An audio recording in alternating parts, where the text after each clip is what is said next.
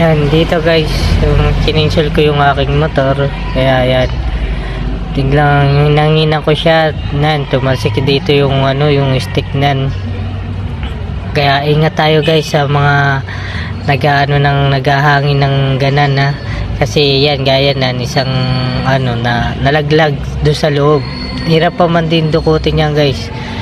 Pero dinukot ko na lang yan kasi ang hirap pong tanggalin na, magbabaklas pa tayo ng footrest tsaka yung cover ng side ng clutch, yung cover napakahirap po nung kakalas pa tayo kung malalaglagan pa, isang abala pa sa ating paggagawa, diba?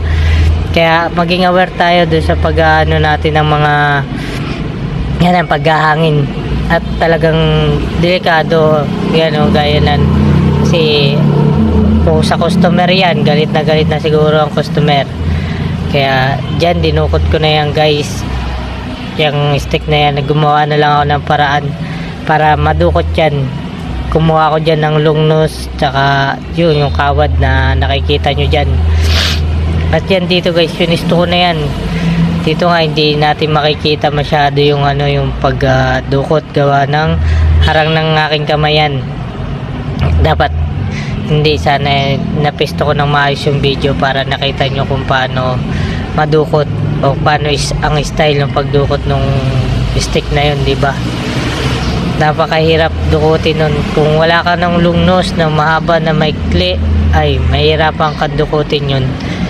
Talagang mababarino ka. Ang nasa isip mo na nun ay buksan na talaga yung cover. Yun talaga. Yan guys, so kitang kita nyo, nakuha ko na yung stick. Salamat nga doon sa aking long nose na meron ako na tinatago. Yan, natanggal ko. Pasalamat ako at meron ako nan, hindi na ako nagkalas ng cover. Yan guys, salamat sa inyong panonood. Share and follow po.